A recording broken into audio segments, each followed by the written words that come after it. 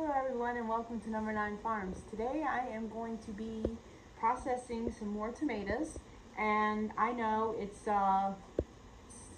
October 29th and they actually were calling for snow today, but thankfully we were spared the flakes. So far.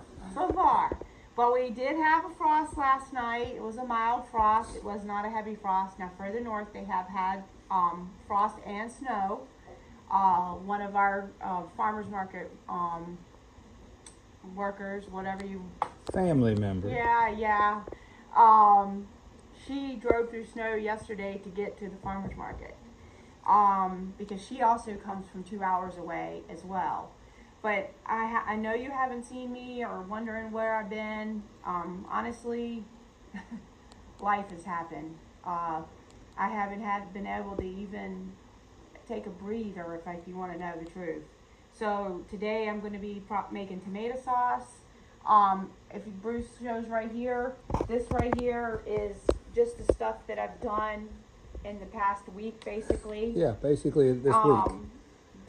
And how many jars did you say that you figured it was already? We're probably, honestly, just in pressure can food, about 600 jars. And then in probably another 400 jars of non-pressure can water bath stuff.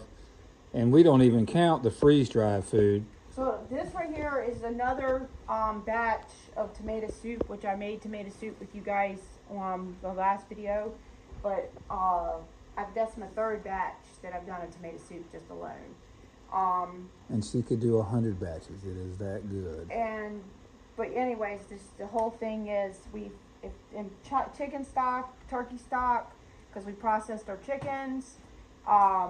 We used the carcasses from what we had in the freezer from our last turkeys, because I didn't get time to do it then. And now what we're going to do too is we're going to make vegetable stock with what's left in the garden, like celery that's left, carrots that are there, some of the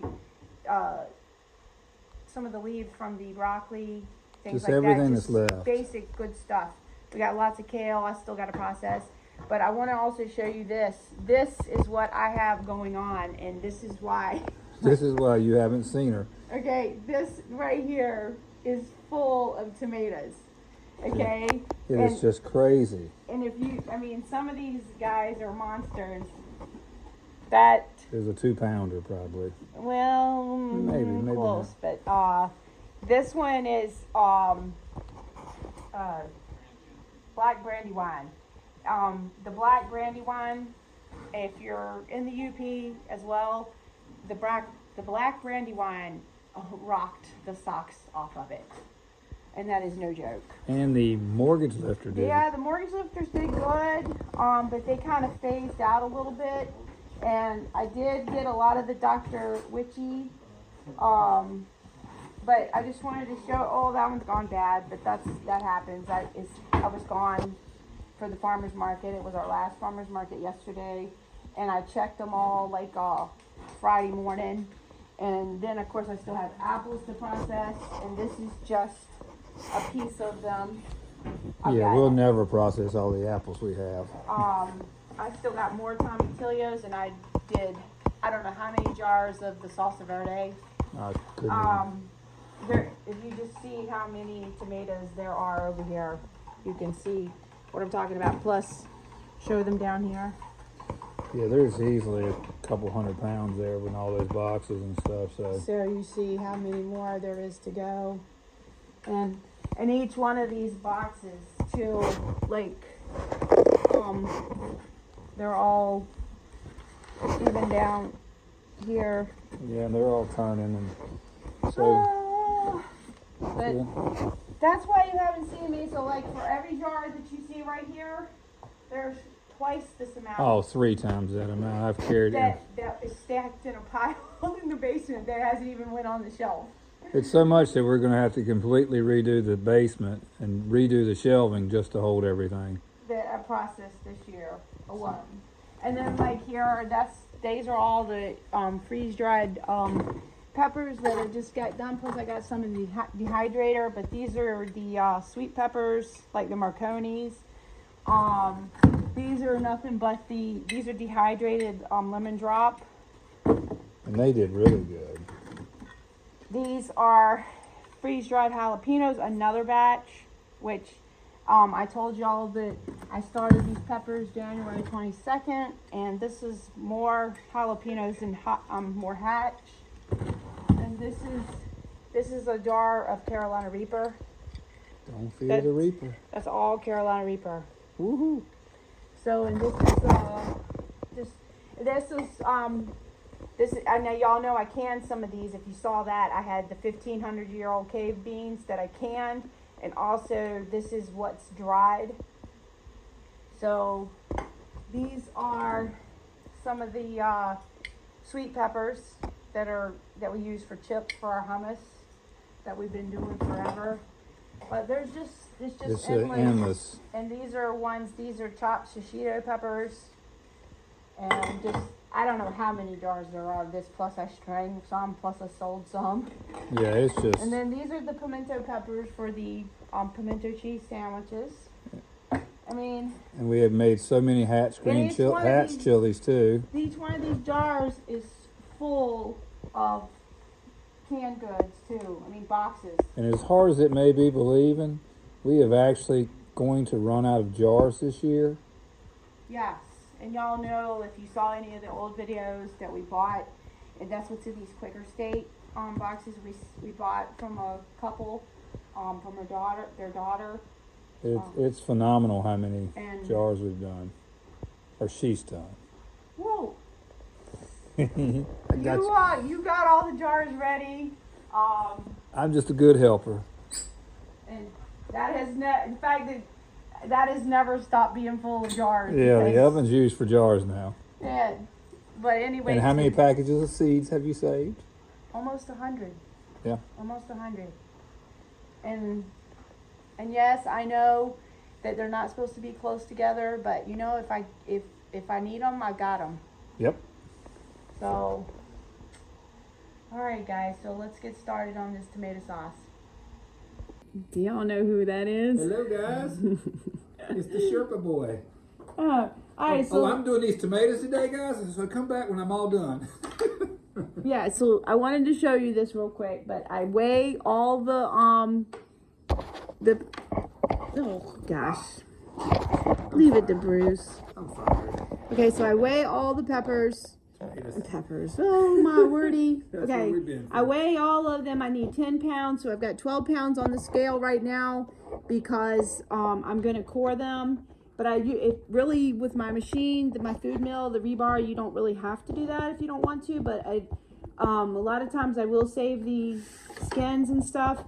But right now I'm gonna run this through. I'm gonna go ahead and wash them and then put them in my roasting pan.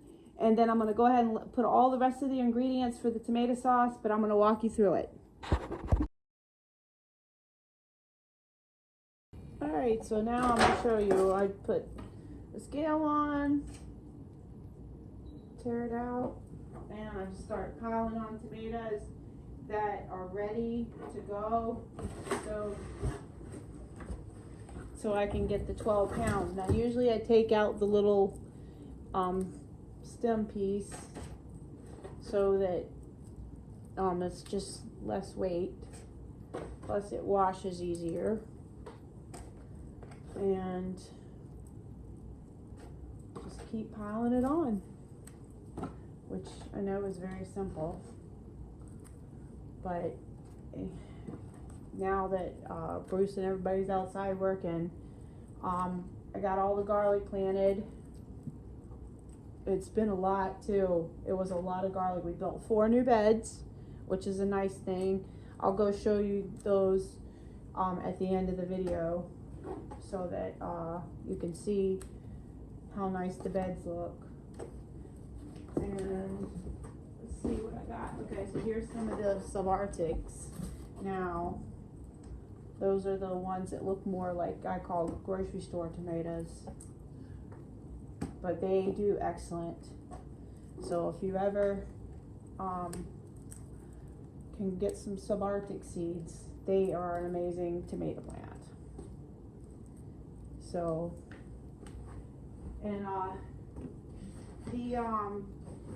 but this year has been a rockin' good year for tomatoes for sure. For sure. I'm telling you.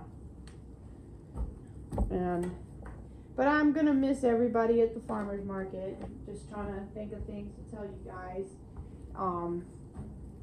But it's also too nice to see everybody at the beginning of the year too. But we won't go back until May to the farmer's market. But this year that we will do, well, of course we did last year anyway, but I'm talking about we will do craft shows up until about a couple days before Christmas. So that's nothing new. And usually we have like January and February off, and then March they start right back up. The craft shows at least. Woo! So that's a good thing. But Bruce is even talking about going back to work because the money ain't the same at the markets like it used to be. But that's not unusual either, because I think everybody is just, everything being more increasingly expensive. It plays a role on everybody. Let's see here. And then, let me see where I am. Look at me, I'm looking in the camera for, oh my goodness. Remember, 12 pounds is what I'm going for. Where did that one go? Okay, I'm almost there. Alright, so that's done, and now I'll wash these and get these because I'm doubling the recipe because it's normally 10 pounds of tomatoes, but I'm doubling to make it 20. Alright guys, so I got 20 pounds of tomatoes in here now, and all I did was core them and just kind of like quarter them basically, not really, just kind of did whatever.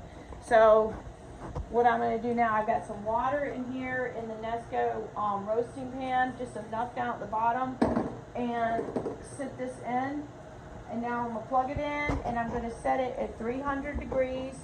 While this is on, I'm going to saute 8 onions, because remember we got 20 pounds, 8 onions, which medium-sized onions, which that's another thing. All those onions we've grown, we have been through so many bags because of all the food I processed, which is a good thing, because then that's just,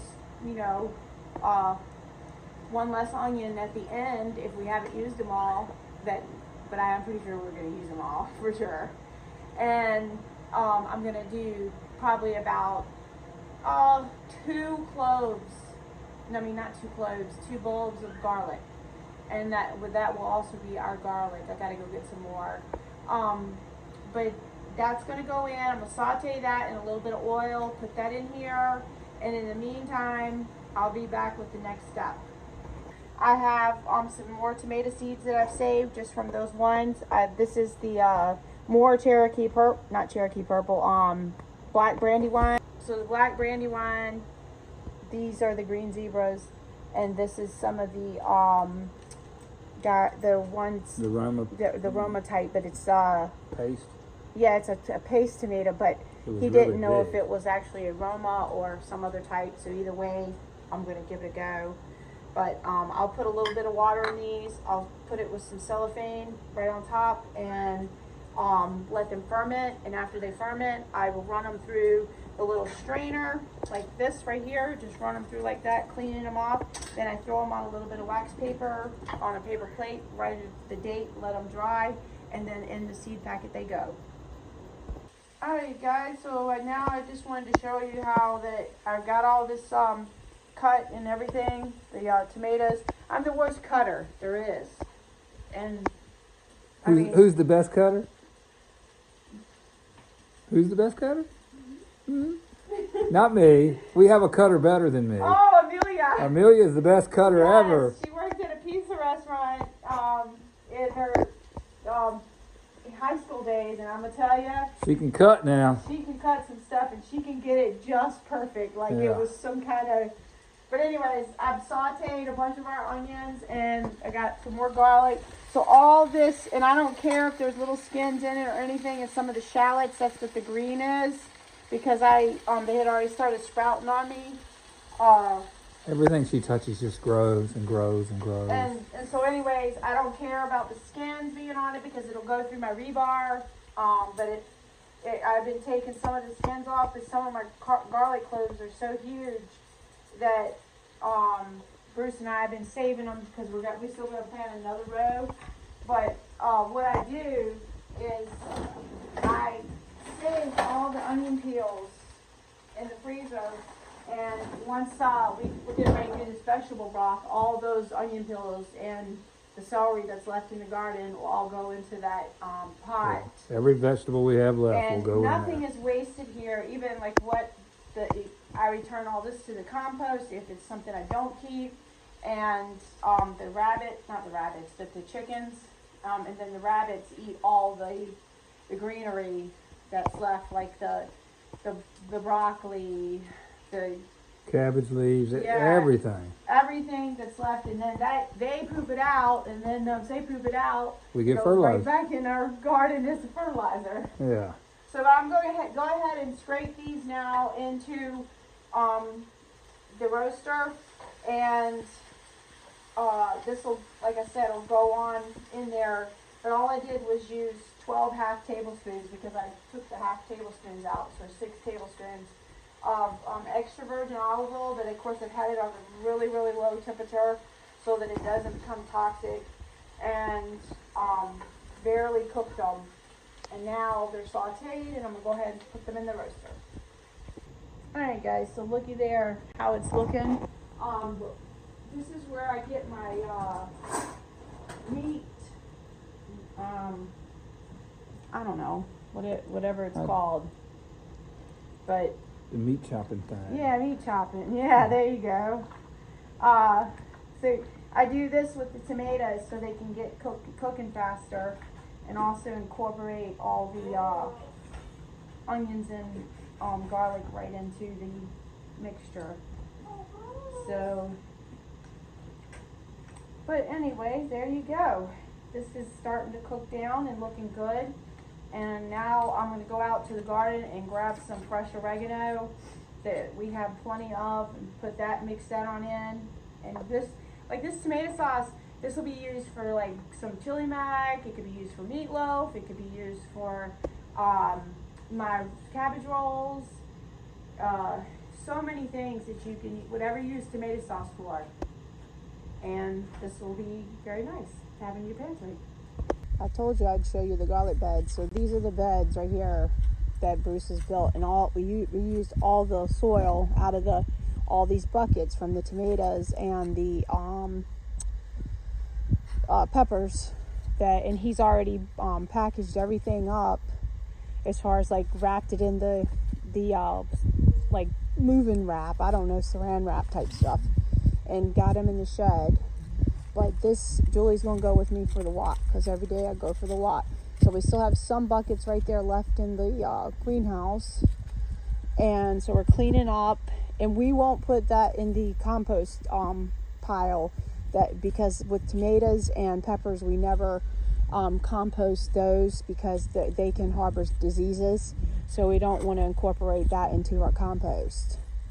But I know it sounds ridiculous if you're using the soil, but because things can hide in the soil.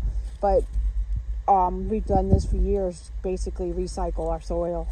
Just what we do. So, but that whole thing is filled with the music garlic. And I'm planting the other bed too with more garlic tomorrow. And that has a nice, good, thick coating, topping of the pine bedding. Look at the beautiful color. And then the broccoli has never stopped producing. I come out here and get a bunch of little broccoli, but that's beautiful, isn't it? Alright guys, so we're back. Bruce making me laugh. I've turned it off. I've gone for my walk. I've cooked dinner, everything. So now here we are. Look at that. Making sure. Okay, it's the skin. I'm making sure nothing was gotten in it. So now we're gonna go ahead. I got the machine all set up. The rebar or Reber, whatever it's called. It's an Italian food mill, and if you're interested in one of these, they do have them at Webstaurant. Yes. But I've had this for almost 4 years now, and I'm gonna tell you right now, it's been a game changer because I process a lot of tomatoes every year, and we hit. I don't know how we ever did it without it. We had the Victorio. Yeah. Well, manual's gone. Yeah. And then even when we got the Victorio, I didn't order The motor. motor. Bruce said, "Oh no, you get that motor." You get that motor for that thing. You ain't killing Bruce. That is so funny you say that because you know what? I know. I never did it. Yeah. But if I'm gonna do it, it's gonna have a motor All on right, it. so we usually just make some kind of little get up here, and have a bowl for the skins, and I will run the skins through twice. So I'm gonna go ahead and turn it on and show you what I do. And you can see how hot it is.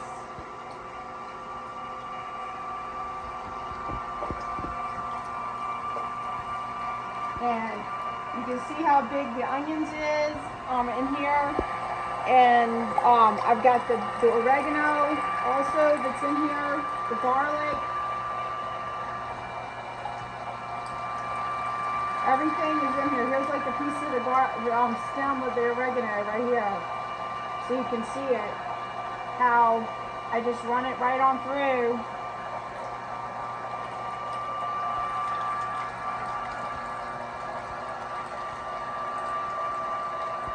And you first show them all the oregano up here on the top.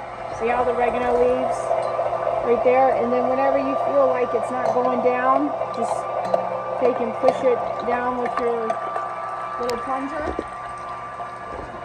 And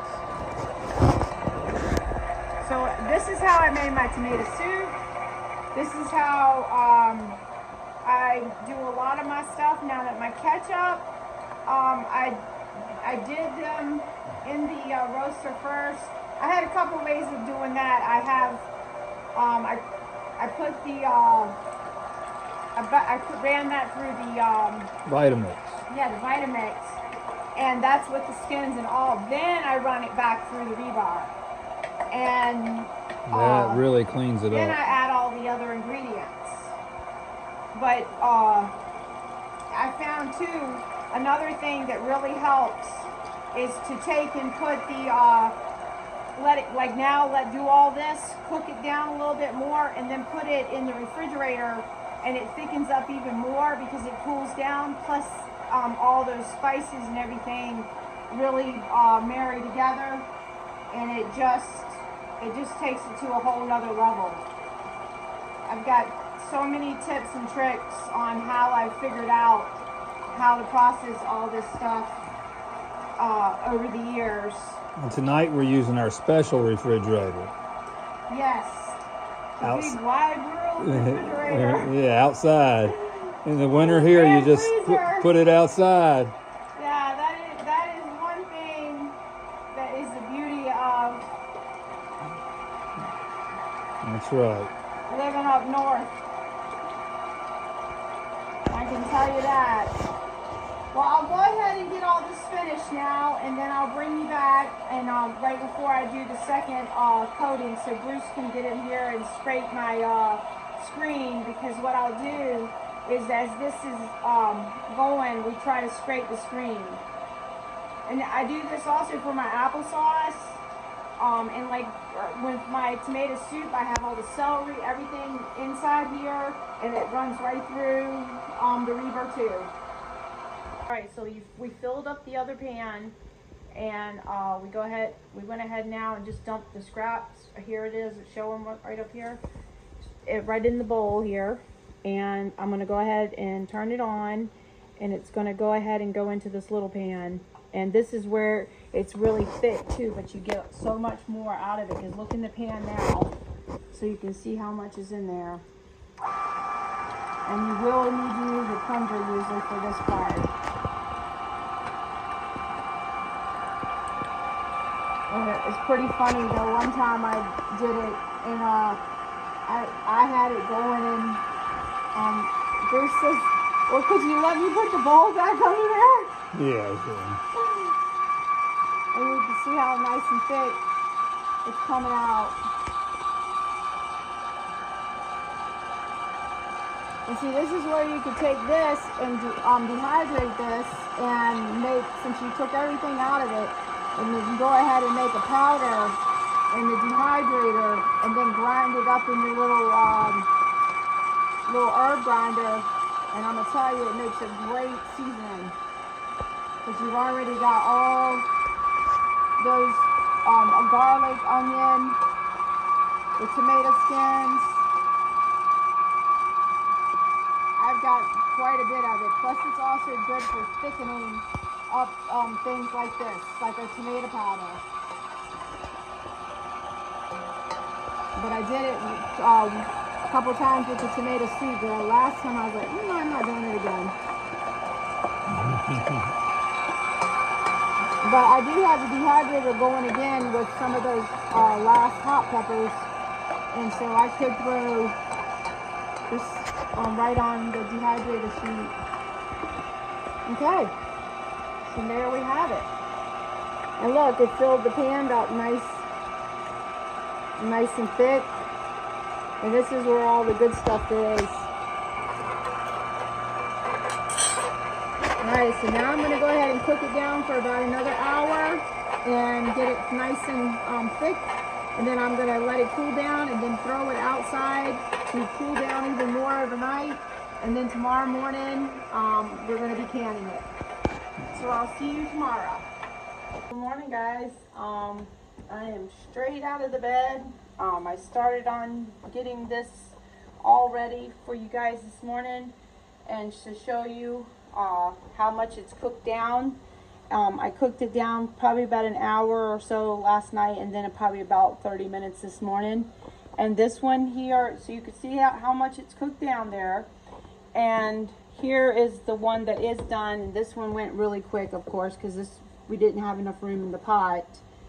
But this one is going to get dumped into here, but I wanted to show you guys first before I did that.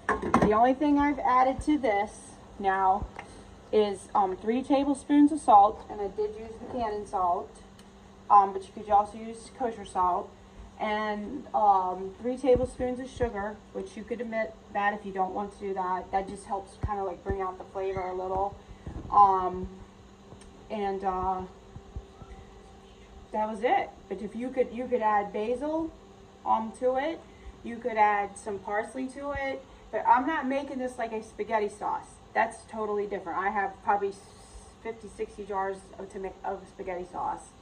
And I also did a pizza sauce this year for, of course, pizza. But if it was made out of tomatoes, we made it this year. Yeah, I mean, I even did sloppy Joe starter. Everything. The pepper soup, ketchup, 2 batches, and that at least gave me some 20-some jars a piece, 20-some pints. I don't know, it's just endless. I can't even. I mean, I did, of course, the tomato paste that I always do every year. We won't be able to remember it all till we get it all on the shelves. Yeah, because it's all stacked everywhere right now until we can get stuff in. This morning I'm cutting some pumpkins up that came out of my garden, and I'm saving the seeds, of course. And Cody wants to plant the all field of pumpkins next year, and so I'll have some seeds for him. But that is it. Now I'm going to go ahead and dump that in here, and we're going to get the jars ready to go ahead and can it. And it is going to be water bath can, and you're going to add 1 tablespoon of lemon juice per pint jar. So if you and that's another thing, you know, if you don't feel comfortable water bath canning it, then go ahead, by all means, pressure can it 35 minutes. Alright guys, so now we're going to go ahead and can it up. first of all, I get all my jars nice and hot. I have some in the dishwasher, and I've already got them in here in the stove as well. So they are sterilized, even though, you know, it will water bath can for longer than the 10 minutes. I'm not going to put the lemon juice in until it's half full because the lemon juice is cold. It's 1 tablespoon of lemon juice, and I'm not going to add any extra salt. So we'll go ahead and get started on this. And it smells so good, and I tried it last night, and it is really yummy. And you can see how nice and it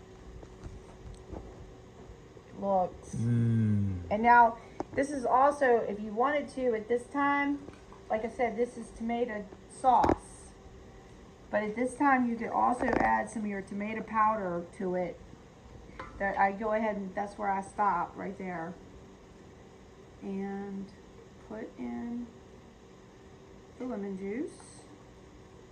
Go ahead and it is pretty liquidy, so you don't really need to debubble, but if you feel better about it, you know, go ahead and do it. That's fine.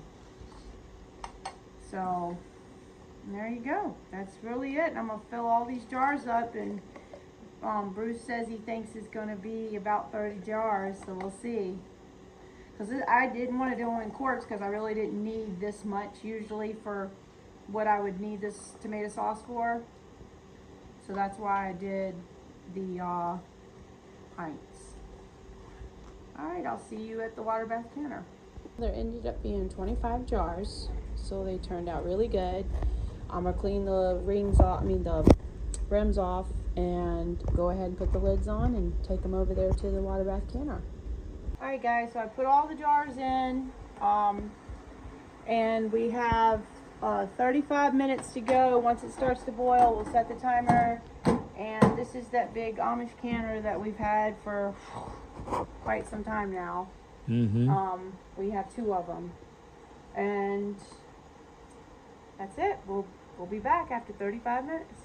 So guys, it's 35 minutes is up, and I let it rest for 5 minutes with the lid off. That helps to encourage the little bit of air to escape. So let's take them out. And you always want to keep them straight. You want to allow some airflow around them so they can cool. Who just texted you? What did he say? So, oh my goodness.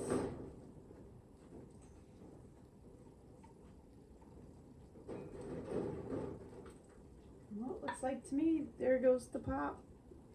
Oh, you sent that to you? Oh yeah.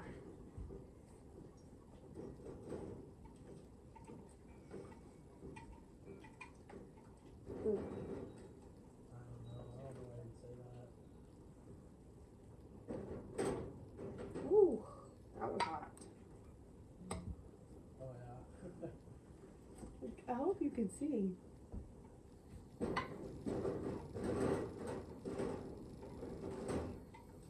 Well guys, I guess I can let you I'll bring you back when it's all done. Alright guys, there it is. And it looks like to me they're all gonna seal. The first 2 boxes, but I had to get the last mild and medium bean in the last box. Alright guys, so I just wanted to show y'all a little bit of my Halloween stuff I have out. So, and like this here I painted in like early 90s. A lot of little things here, and then over here, all these, like these things I used to sell. We're going down Trick or Treat Alley here. All like these here, these pumpkins, but I wanted to show you all and these little leaves I used to do too. And these bats, which I think are absolutely adorable. They were dino molds that I used to pour fire, paint, everything, the whole 9 yards. But anyways, I wanted to share something with you, and today in the mail, which I was so happy when it came.